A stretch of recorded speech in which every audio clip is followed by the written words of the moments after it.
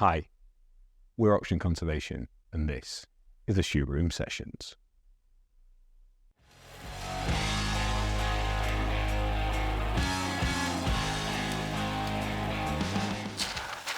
James, welcome to the Shoot Room.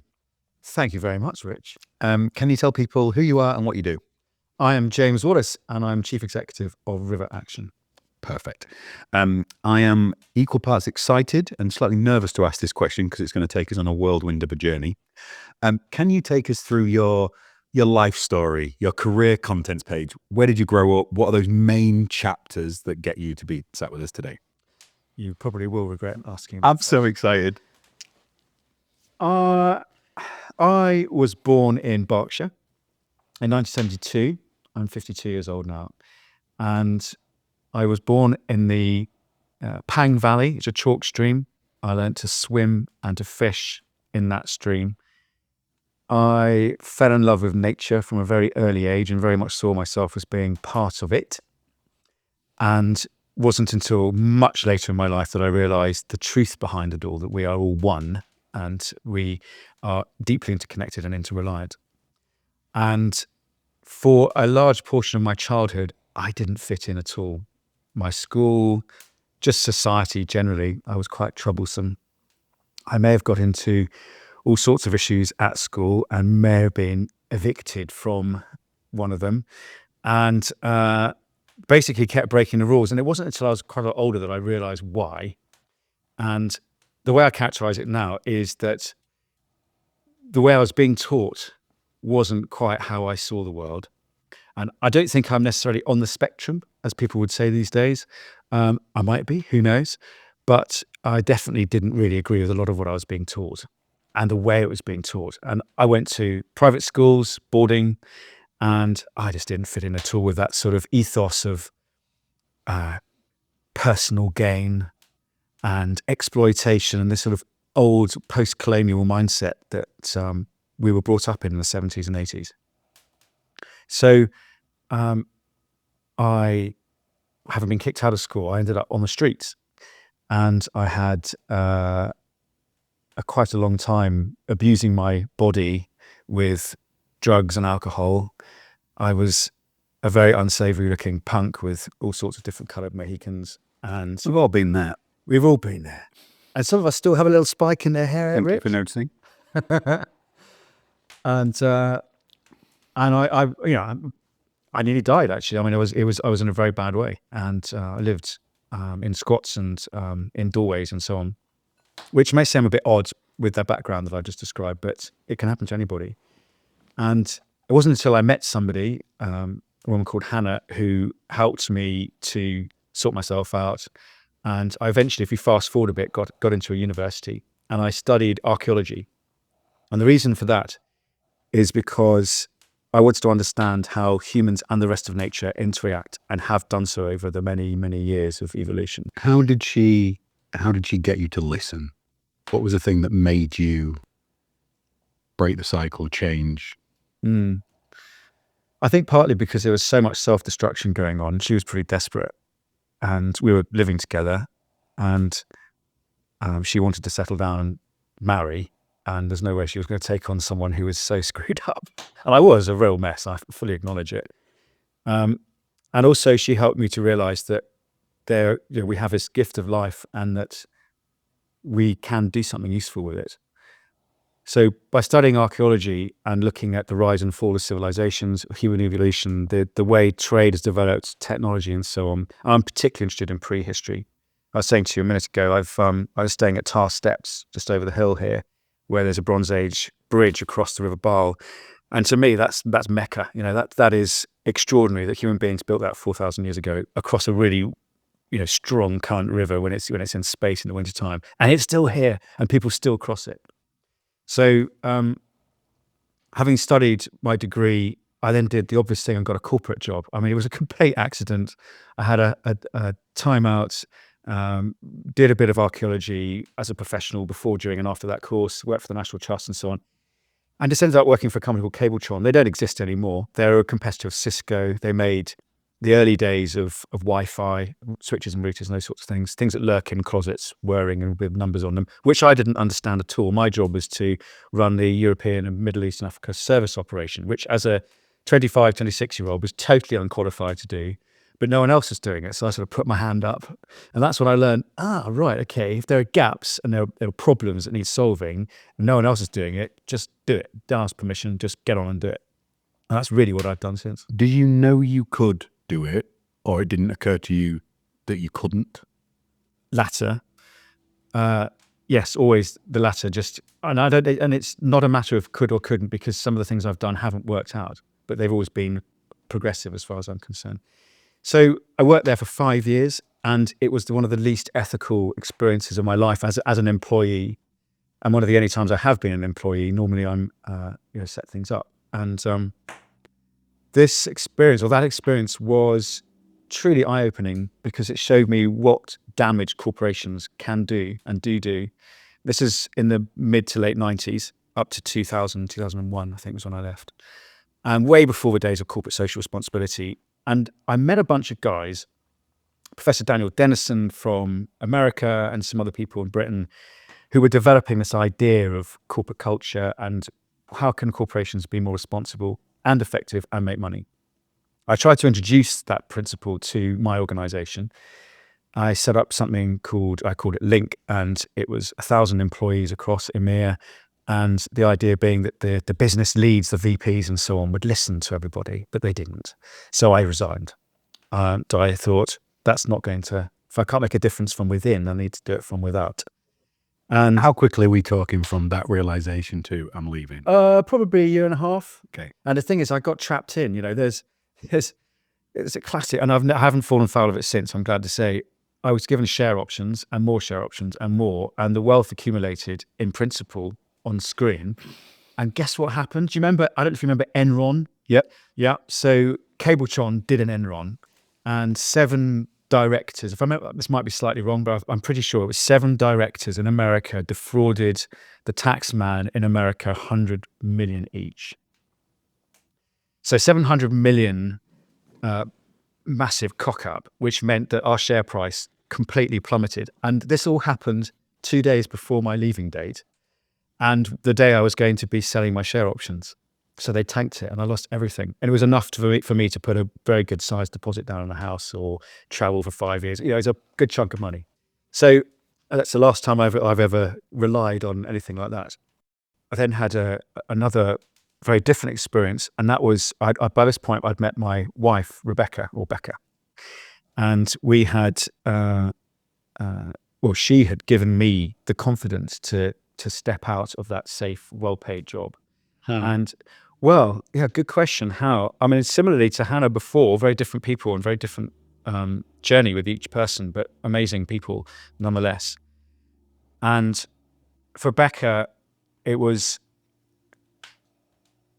again, marriage coming up. We knew we wanted to get married, even though we hadn't known each other for very long. And she could see how deeply unhappy I was, just earning a lot and not doing anything useful and not being heard. And that maybe if I worked from without an organization, I could maybe have greater impact. And that's really what I went to do. So I went back to school. I went to a place called Schumacher College, which is not that far from here in Dartington near Totnes. And I did a master's degree in, let's call it systems theory. It was called holistic science, how the world really works. So all those problems I described at school and to a degree at university were all about the reductionistic, mechanistic mindset. How do we control and dominate nature? How do we kill, cut it up, put it under a microscope, and try and reduce a problem until we understand it? There is not a problem with that if you do the opposite too, and you build out and up. So the idea of holism, holistic science, systems theory, and so on, is to look at the interconnectivity of all things and the way that species, societies, the universe interacts. And that's where I was very lucky to meet amazing teachers like James Lovelock, who was the proponent of Gaia theory and all this earth system science and how the world works as almost like a living organism, a self-regulating organism with ice caps reflecting solar radiation that keeps us cooler and currents going around in the Atlantic, bringing warm water from the Caribbean, all that stuff. the carbon cycle, but how that all works as one and how life interacts with it. It's not a dead planet, it's a living planet. And so with him, with Jane Goodall, the primatologist, imagine having a week with Jane Goodall sitting by a fire like this, doing what we're doing with just 10 people on the course. Oh my God, it was just absolutely amazing. Lots of other amazing teachers like that. Economics, maths, life sciences, systems theory applied to everything you can imagine. And during that time, I met the grandson of Tor Heyerdahl, the guy who did the Kon-Tiki expedition from Peru out to Easter Island to try and work out how people populated that place. And I'd obviously studied that as an archaeologist, as one of these societies that rises and falls. How would I know back in the 90s how useful that would be now, dare I say it, with our society heavily under threat all over the world? And this guy, Bjorn Heyerdahl, approached me to ask if I would like to do an expedition with him around the world for 3 years. And we developed an eco-village in near Durban in the Valley of a Thousand Hills called Shongweni. And I had a letter just before leaving Schumacher College sent to Satish Kumar, who set up the college. And it said, don't go anywhere near this guy, he's dodgy. And I ignored the advice. And fast forward half a year, I was left being owed a lot of money. This guy, Bjorn, just literally did a runner and vanished, owing everybody. And after a year of planning, it went down the pan. Why did you ignore the advice, James? Because I thought, that's a very good question. I have asked myself that question a few times since, particularly at that moment. I think because I'm afraid I have, or at least had, a tendency to give people the benefit of the doubt. And the guy that I had met and I was working with seemed honourable. He had, Mikhail Gorbachev, Green Cross International, was backing him. The Explorers Club in New York were backing him. It seemed very credible. And for me to be asked to be sort of vice captain, as it were, seemed credible too. I learned a lesson there. But as you're about to hear, it was not the only time I've learned that lesson. Was it also because you've always felt countercultural to that? So because the advice and the steer was to ignore, it makes you step toward? To a degree, yeah. I mean, I'm definitely a bit of a rebel and will always be. It's just in my blood, I suppose. But it was a very important lesson to learn. And I had trusted in Cabletron and being let down. I had trusted in this guy, Bjorn, and he'd let me down and other people. And I was the guy who had to clear out all the mess. How do you know when you've learned a lesson? Well, I think if we use that one as an example, it has led to another thing. So this opportunity, whatever it is, when it comes along, if it materializes, then fantastic. But if it's sending you a lesson, which I believe all life experiences do, then it's what comes next after it. And I think what really struck me with Bjorn Heyerdahl and that experience was it allowed me to think planetary at a planetary scale and to think big about this global crisis of climate breakdown. And it was then that I met some guys, Charlie and Mish, who were setting up Sustain, and with an 8. And I joined them as a 3-guy team. And we decided that we would set up a series of conferences. Well, it's more than conferences, a network for climate change. This is in 2003-4, so 20 years ago now. It was the first network of its type in this country. And we organised conferences with PricewaterhouseCoopers in No. 1 Embankment Place, that big atrium you might be familiar with. We get 350 people along, including government ministers, the Times and the other newspapers reporting in the front row, and then lots of NGOs, lots of entrepreneurs and inventors, and we would talk about the opportunity as well as the threat of climate change. And I remember standing on stage chairing the first conference, and we've got the hockey stick curve. It's not presented this way anymore, but the way that the emissions are going to be going like this, no one even uses that phrase anymore because we're so far up the curve of the stick, unfortunately. And I remember whilst doing that with the climatologists from the Tyndall Centre, and about 4 or 5 guys in the front row stood up shouting at us, and they were the oil lobby. And we had to have them removed by security with the cameras clicking, going, oh my God, we're so glad we came, So this is what we're up against. We've got literally a global industry saying, no, you're wrong, you're lying. What's happened now, Rich? 20 years on, we have COP being hosted by the oil lobby. We're in a terrible situation. Anyway, so this was all about entrepreneurialism and trying to get entrepreneurs to meet investors, technologists and so on, and get products to market. So we started off with renewables, and we looked at, well, all sorts of different things. And it was during that time that I was approached by a guy called Bob Knowles, who, if you're watching this, Bob, I love you. He knows I do. And he and I set up Omni, and Omni Worldview is its the full name. And for 5 years, we acted as an incubator. So I know you're very experienced yourself in this world of coming up with an idea and giving it the resources it needs to then flourish. In your case, amazing estates and land management and so on. With us, we were looking at setting up renewable energy funds, city centre regeneration, and sustainable farming, all sorts of different businesses. And we incubated them. We raised a lot of money, and some things worked and some things didn't work. And it was an extraordinary experience because I learned more lessons then about how things can work and how things might not work so well, a bit like before. Fast forward a little bit further, and I met a guy called Alistair Sorday. And well, we met before actually, but he's an amazing publisher and interested in green travel. And we set up a business called Sorday's Ventures, and it was to not just publish books and have websites to get people to come to stay in lovely places like this, but to actually develop sites, special places to stay. And we spent 2 years trying to develop a site in the middle of Bristol called Redcliffe Wharf, which is still derelict. And Redcliffe Wharf is a place, a very special place that is asking for an eco hotel, an artisanal food hub, live works spaces too, maybe a little beach, just right in the centre of Bristol. And what happened? This is another time I've been ripped off. Penny's nodding like visually off camera. Yeah. How this is much necessary. It is. And so we have everything going our way, and until our wonderful developer, Ewan Cresswell, died. Literally, no warning. A fit man in his 50s just tragically died. And I was driving to Bristol to sign a contract with his organisation and with the council for developing the site. And the council panicked. They put it back on the market. We had to start all over again, the whole new design, everything from scratch. So I had to go out and do a beauty parade of different funders, and we managed to attract Igloo, part of Aviva, who committed to invest in the development. And we then the council took an employee of the council took a backhander from an American investment vehicle that had no funding.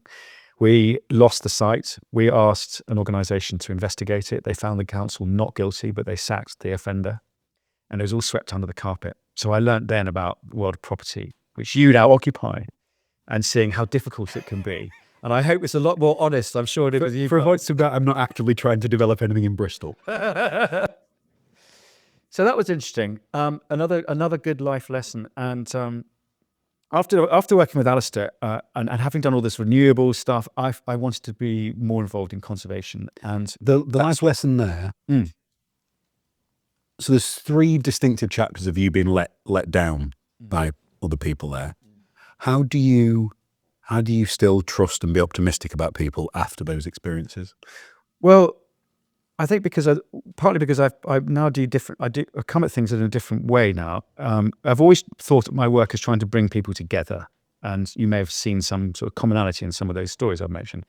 And that's really what I've been doing for the past 10 years since. And I'm glad to say that I don't think I've been ripped off or let down too many times since. There are 1 or 2 occasions, but it's about it's all very well trusting people and thinking the best and really having this deep sense of urgency. I mean, I haven't really talked about yet my fear of the future. And as Becca and I had 2 children, Flora and Annabelle. Flora is now 17, Annabelle's now 16, and it changes everything. I love my girls, and between us we joke about the zombie apocalypse, we call it. That is the inevitable collapse of our society.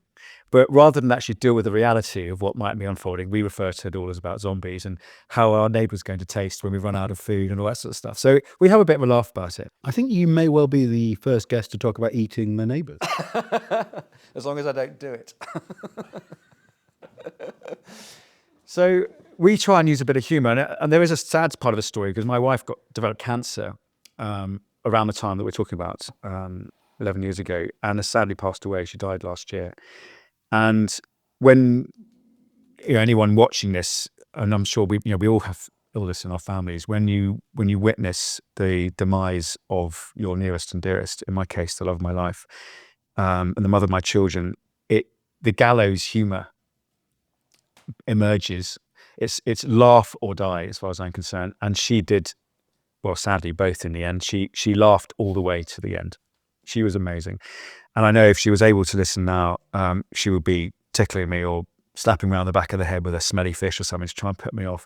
She was a very funny woman. And my daughters have built that inner resilience through humor as well. So they know what they're inheriting from me, not much money, none, and an unlivable planet. And so their way of dealing with it is to be incredible human beings. They are amazing. And of course, I'm biased like every father or mother would be. But they're becoming quite well equipped, I think, to deal with this unfolding catastrophe that's looming around us. Just before we move on, I think I'd be amiss if I didn't say they're also inheriting a hell of a lot more. They're inheriting a drive, a commitment, an honor, charisma. You're a magical man, James. They're inheriting a hell of a lot, and they're very lucky, and in that regard. And so I met you early on in part of that process where your wife was sadly going through, and how you delivered so much for your family and for the environment and for the businesses you were working through that period was breathtaking. I remember checking in with you, and how on earth you managed all those things was just incredible. So yeah. Thank you, Rich. That means a lot. Well, as you know, you and I met through Mandy Lou, who owns Ewhurst Park Estate, and she very generously offered me, this is 2.5 years, 3 years ago, the opportunity of running her estate and developing a program similar to that you do at Oxygen of rewilding, regenerative agriculture, and so on. And unfortunately, I had to withdraw from that because Becca was so ill, and Mandy was very understanding. We've remained good friends, and I'm delighted that there are now beavers at Ewhurst Park, which one of the organisations I set up, Beaver Trust, was involved in releasing. So 10 years ago, it was a transition really from working with money and technology, and really trying to innovate our way out of problems, to bringing that innovation into conservation, and also getting more and more involved with nature rather than through the technology itself or the financial models and so on. And incidentally, during those first 10 years, I didn't take any interest in the companies I developed. I decided after the lesson with Cabletron that I would in fact, this is I could have used this as an answer to a question a minute ago, that by remaining independent allows one to feel less reliant on others, but also free to form collaborative coalitions and so on. And that's really what I do as a career. I set things up, which work or don't work, bring together teams, business plans, money around a product, service, whatever it is, and then engage. You might call it marketing in conventional terms, but it's much more than that. It's about trying to solve a problem across sectors, across organizations and communities. And just to sort of fast forward, if you like, some of the past few years, that's involved international marine exploration with Necton. An old friend of mine, Ollie Steeds, and I set up an organization to explore the deep ocean and try and understand the impacts of climate change and on ocean and deep ocean health, and particularly the high seas, because they're pretty much ignored or trashed, usually both. It's the Wild West, as they say. We led an expedition to Bermuda in 2016, and we used those submersibles. You see David Attenborough in with us with the Perspex ball and motoring around at 300 meters, looking for new life. And Ollie's job was to run the expedition, and mine was to run the organization around it. And we had an extraordinary adventure, and has raised 5 million quid. These two guys, it was half cash, half in kind, in a very short period of time, and deliver. I think we had something like 700 million people tune in. And the reason is because we had Luke Skywalker dive with us. We had the world's deepest radio show at 300 meters with John Fugelsang and Sirius XM from the US, and all these people. And, when you send to the media, hey, Sky News, do you want to come out? And yep, we'll be there. It wasn't a difficult thing to sell. And we also had an amazing head of comms, Anna Wharton, who was ex-Red Bull Formula One. She really knows how to tell a story. So we had this incredible team, and we had some fun. Josh, you sat there going, how do we get this person on the podcast? Oh yeah, we could arrange these things. Excellent. And we had an amazing experience. But at the end of it all, I was involved for a couple of years, and before Ollie and I went our separate ways, I was around that time. I was thinking, it's a lot of money to spend on an expedition. And yes, we set up a research lab with Oxford University, and I think that money was very well invested, absolutely. However, I was also thinking, what could you do with a much similar amount of money without all the expensive kit and ships and subs and all that sort of stuff? And I had the pleasure of meeting Al Harris, who set up Blue Ventures in Madagascar over 20 years ago as a marine biologist with some friends. And he brought me in, and rather than me set things up, this was actually an existing, very well-established organization. And I was his sort of right-hand man for a year and a half, growing the organization from 100 to 200 staff and doubling income and so on. And what an experience because of two things. One, he took me to Madagascar for 3 weeks, and I've never wept so much in my life. I mean, the beauty of the place, but the deprivation and the poverty. I mean, I was really knocked off my feet. And bear in mind, my mum was born in Kenya, and I've travelled a little bit around some poorer parts of the world. I thought I'd seen poverty, but nothing quite prepared me for this. And the way the government in Madagascar is ripping off the nation, selling vast tracts of lands for mines, allowing Chinese ghost trawlers to suck the life out of the ocean. And there's Al Harris with Blue Ventures trying to help these tropical marine fisheries to be preserved by protecting the livelihoods of semi-nomadic, hunter-gatherer style lifestyles. Oh yes, most of the people now wear westernized t-shirts and shorts and so on, but they're still using dugout canoes and outriggers. They're still sailing out to sea and catching tiny fish because there's nothing left. They're trying to glean octopus from the shore. Al comes along and listens to the tribes, develops a trusting relationship with them, and then politely suggests, how about shutting the fishery for a few months and see what happens? And that's now become a model used across the whole world. It's an incredible thing to witness. And that's the second thing, this empowering local communities without telling them what to do. And that's a lot of the work that I do now and have done since, trying to solve problems, or rather try and empower people to solve their own problems without lecturing and without trying to be up above. And unfortunately, a lot of the NGO sector haven't quite worked that out yet. They have a model, and there's often the white person coming in to a nation and saying, this is how you do it. I know things are changing, but we've still got a long way to go. Blue Ventures was inspirational. However, it was international. And at this point, my girls were early teens. And I was thinking, I need to do more at home. I'm in this world of water conservation, you could call it, but Britain's running out of water. Our wildlife is the worst state of nature in the whole of Europe. It's the 18th worst in the whole of the world. So what am I going to do to help? That's staggering, right? Because if you went and surveyed 1,000 people, you'd never get that answer. There'd be an arrogance about, no, we live here, it's great. No, it isn't. It's in a terrible, terrible state. It is. And my kids are going to suffer for it. They're not going to be able to swim in that short stream you did, are they? No. And they won't be able to drink the water from it either. So with a bit of good fortune, I met some 3 other people, Nikki, Ian and Chris, who helped me set up Beaver Trust. Or rather, we set up Beaver Trust together, and I was the chief exec of it. And we went from understanding there's an opportunity, because the wonderful Wildlife Trust had already reintroduced beavers to Britain, in Kent and in Scotland and so on. Others had escaped from pens and got into the wild, but still very much a misunderstood species, albeit a brilliantly helpful one in the right place. Ecological engineers, as I'm sure many of your listeners will be familiar with, and being able to create wetlands and the opportunity for life. And by setting up Beaver Trust, what we set out to do was to try and help protect the species and for people to understand it and to work together at conserving not just the species, but those landscapes, those wetlands, and breathe water back into the land, refill the aquifers, slow the flow, as they say, slow down floodwaters, and have water for drought. Really basic stuff, but quite difficult to do because the government at the time had very little interest in doing it.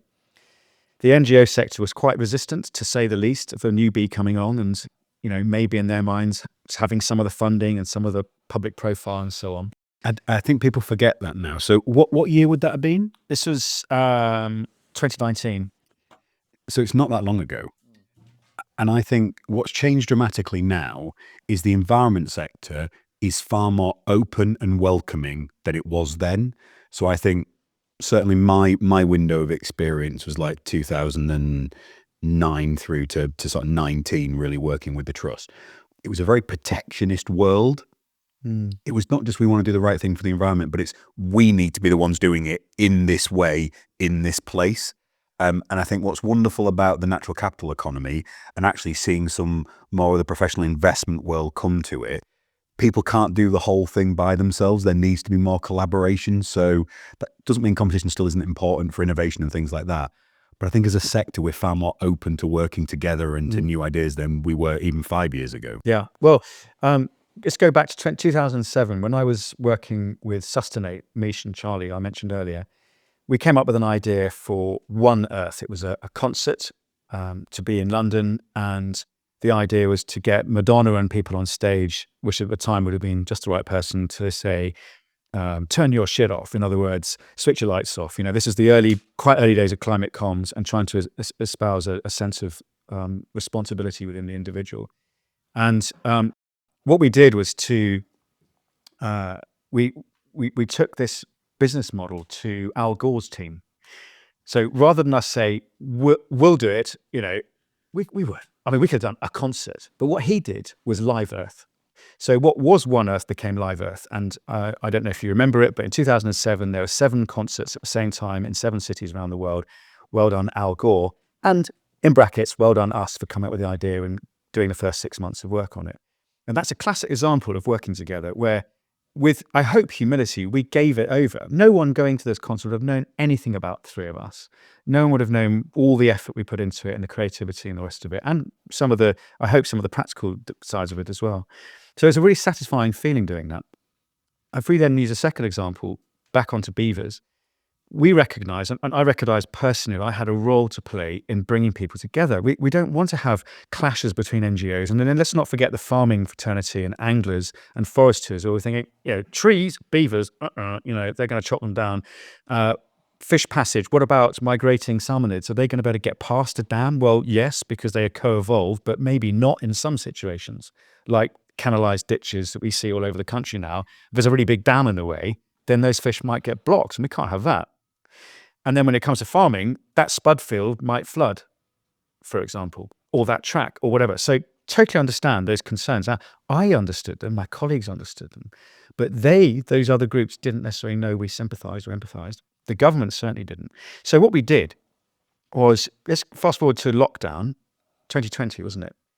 And Richard Benyon, who owns Englefield Estate, Lord Benyon as he is now, and I had a chat with Fergal Sharkey and Ben Goldsmith.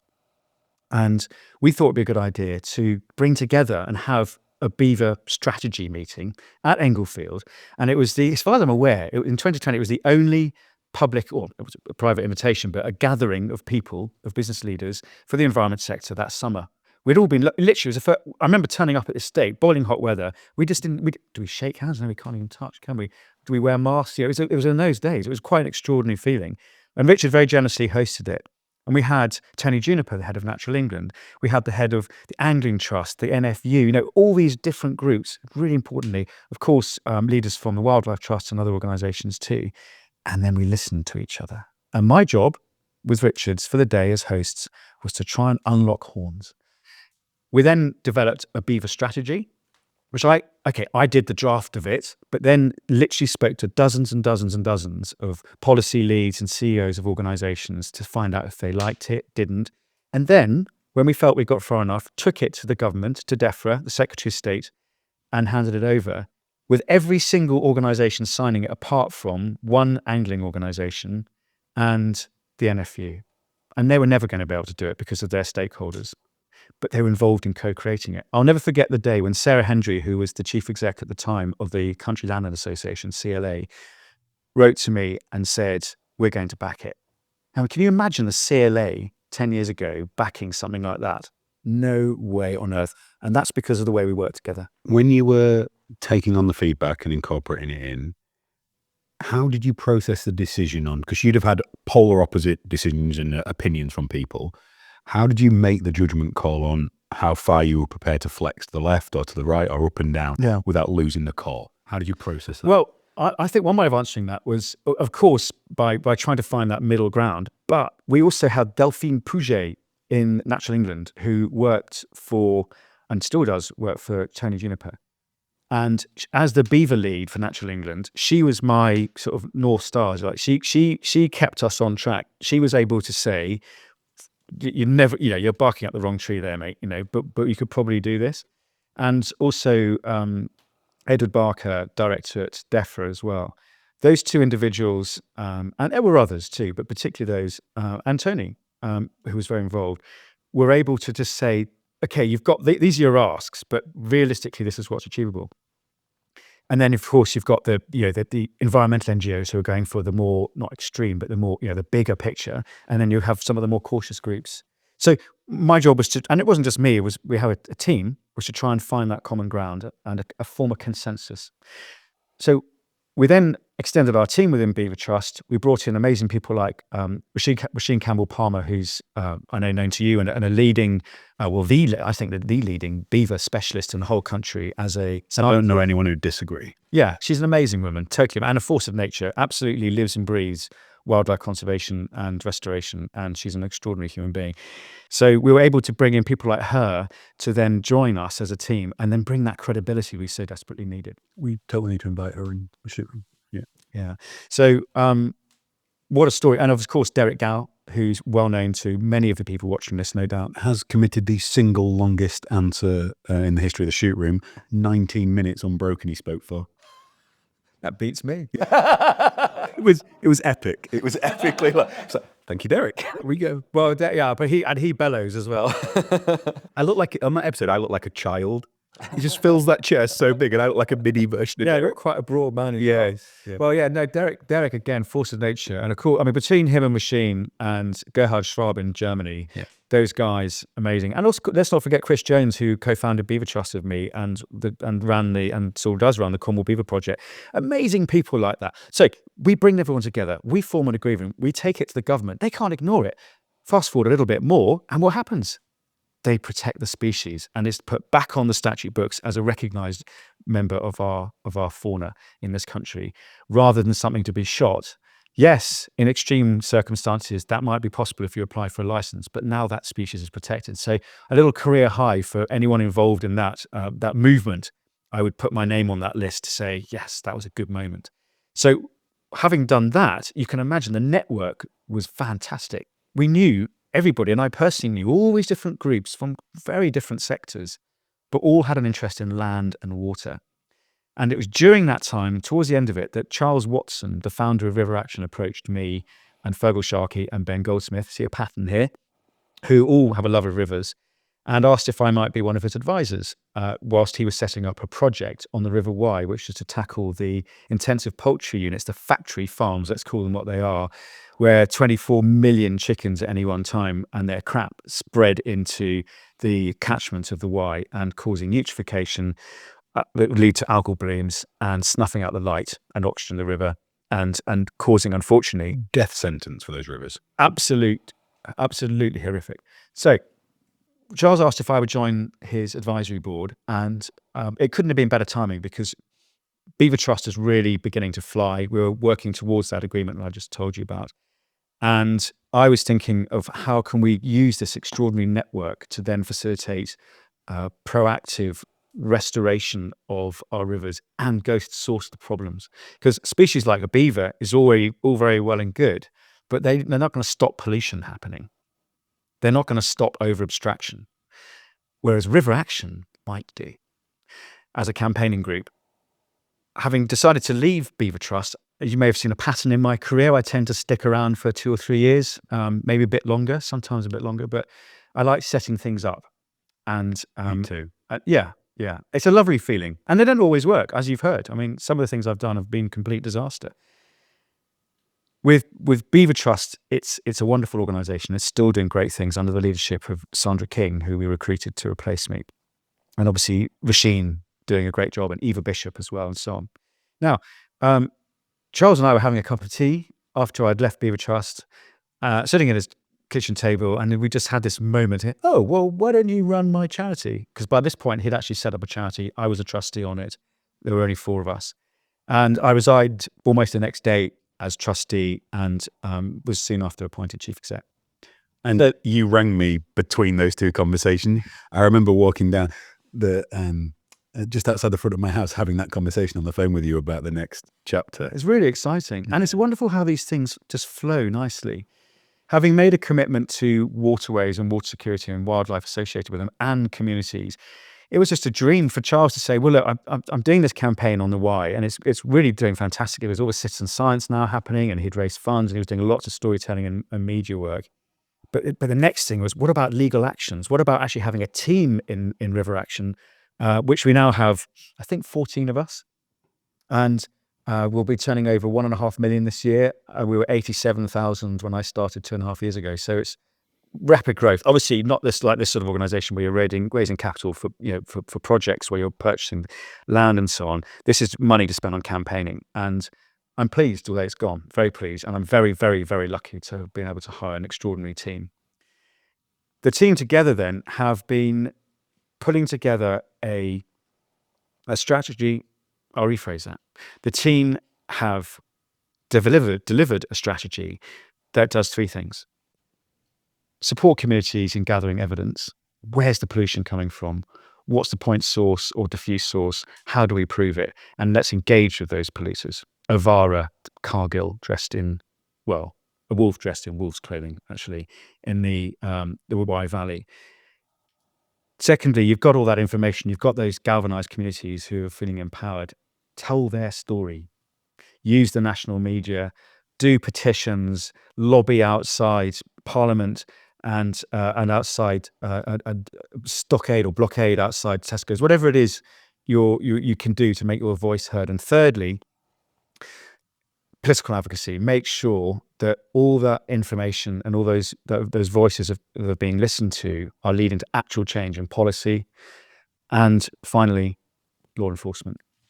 So if we use the River Wye as an example, Charles and I took the Environment Agency to court in February, and we're in the Crown Court in Cardiff, accusing them of not enforcing the law.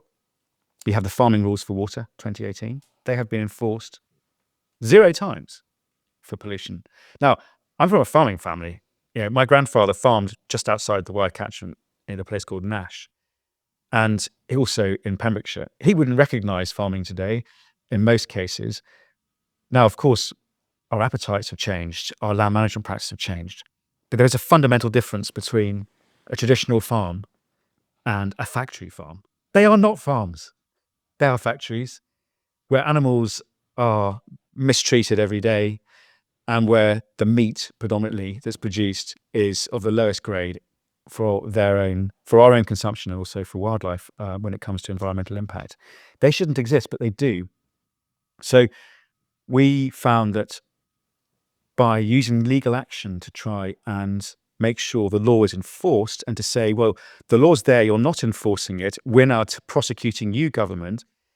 Interestingly, the judge, after many months of cogitation, decided not to rule in our favour, but to say, I can't rule in your favour because the government have already changed what you've asked them to do.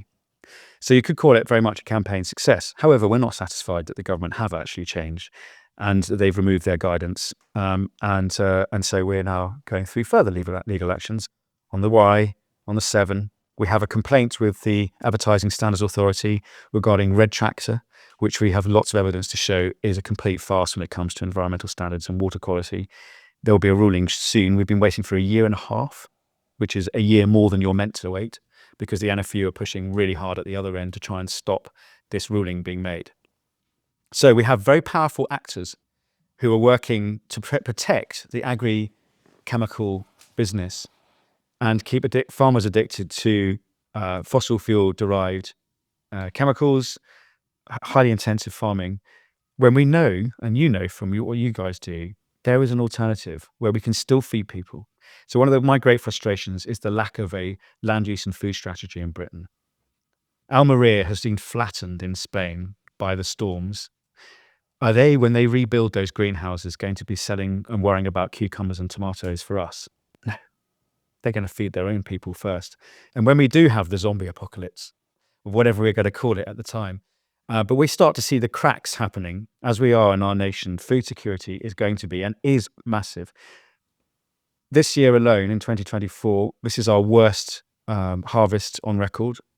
We've had a 25% drop in yield in essential crops like wheat.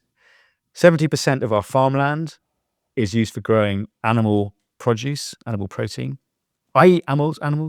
I don't actually drink milk, but I would if it didn't disagree with me. I don't use milk. Only 32% of our calories are from animal protein. 75%, roughly, 65-75% of our fruit and veg is imported. It's added all up, and we are massively at risk. We grow way more meat and milk than we need, and we don't grow anywhere near enough of everything else. So I want Tom Bradshaw, the head of the NFU, and I want Daniel Zeitner, the farming minister, to get their heads together with people like us to say, come on, let's work together like we did with the beaver strategy, and let's see if we can come up with a way of feeding our nation, because we're screwed otherwise. There's a lot there, James.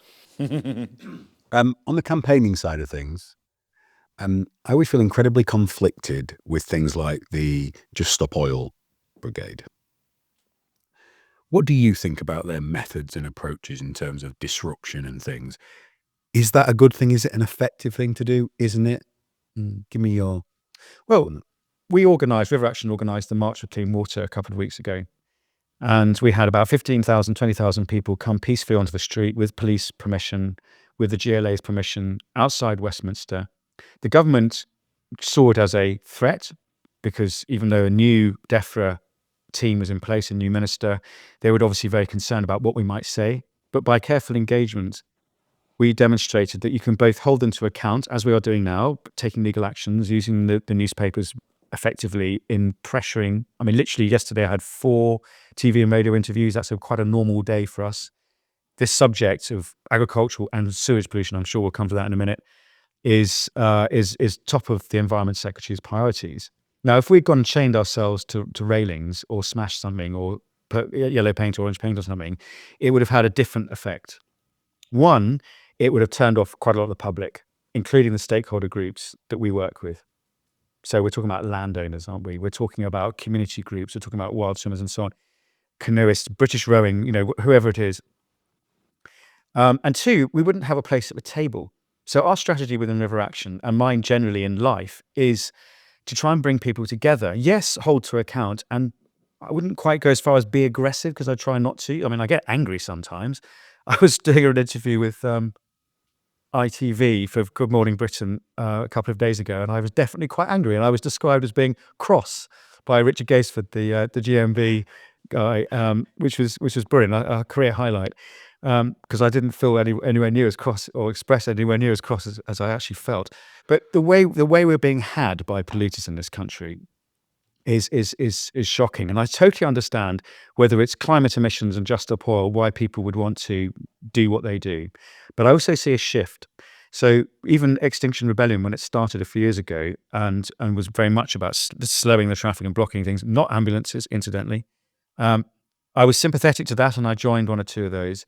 But even that has now shifted. So when we had our march, we had one thoroughfare open, and then the march was there. And when you're in Parliament Square, it's different anyway, because obviously you can all congregate. So we made a very, very specific point of getting permission to do things within the law, to make sure it's family friendly. We made sure that no one swore on stage, which I'm quite amazed we haven't sworn yet, although I probably must say shit at least a few more times. But there was a very respectful... That's just a behavioral description of the contents of the river, right? No. I'm fully justified to use that word, definitely. We made an animation called This Is Shit. It only had 3 words in it. This is shit. With people like Stephen Fry and Paul Whitehouse saying it repeatedly. It's great fun. Anyway, there were different ways of campaigning, and we've chosen this particular route. Now, I'm not against what Just Stop or anyone else does. If they want to do what they do, they do. That's fine. And I want to make sure the River Action's at the table. So the new Water Commission that's being set up by the government with Sir John Cunliffe, We had the inaugural meeting of it just over a week ago. Now, if I had locked myself to the railings or said something really unpleasant about the new Secretary of State or something, then I wouldn't have been invited to that meeting, would I? I can still say really pointy things, and I do, as do my team and our associates. But I want to be at the negotiating table, because if we're not, it's just going to be the water companies and the NFU and so on, and Water UK. We've got to have people who understand the problem and who can speak out. Does the government actually matter, James? Well, yes. And we have a new government, and that matters even more. The campaigning world that I've described to you, for me, the past 15 years have been very difficult. There have been moments of hope where, for example, Michael Gove introduced the Environmental Land Management Scheme, and I genuinely thought, well, leaving Europe's been a complete disaster, but at least this might help a bit. And then realised, oh, the amount of money they're going to give is nowhere near as much as needed. Well, all they intended to do was cross the name out on some documents and write a new name on it and just keep rolling everything forward. Basically. And I suppose you could say, well, what about things like riparian buffer zones, which is something we advocated for when we were running Beaver Trust and still now. Yeah, I mean, there's huge potential with nature payments, call them what you will. But ultimately, we have a policy and legislative framework in this nation. And by nation, I mean the UK, but also the devolved nations too. That does not work. And I mentioned earlier about the lack of legal enforcement. I'm not suggesting we want to go after lots of farmers or even water companies all the time, and not least because it's very expensive, but it's also aggressive.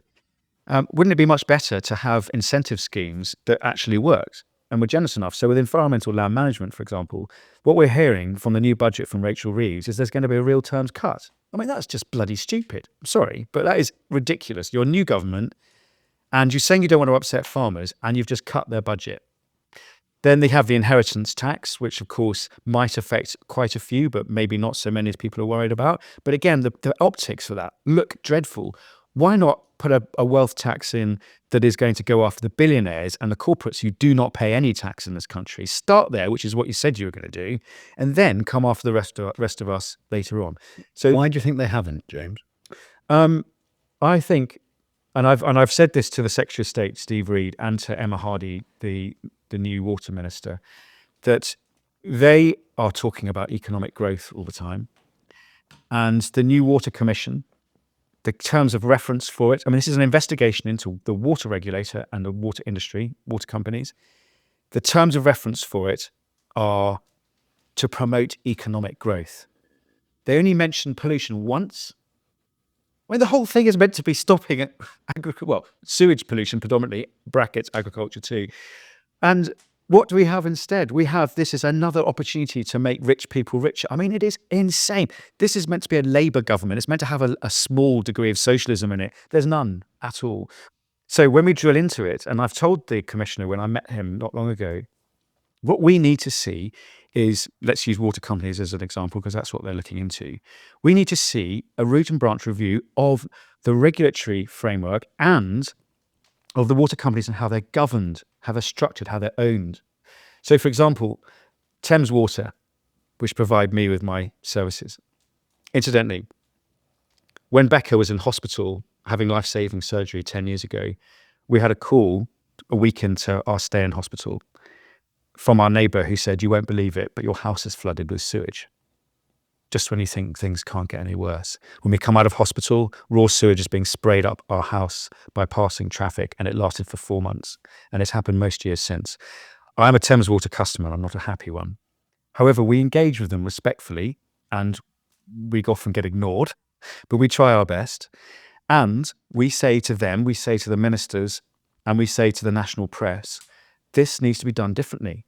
The government have it within their control to put Thames Water into special administration right now.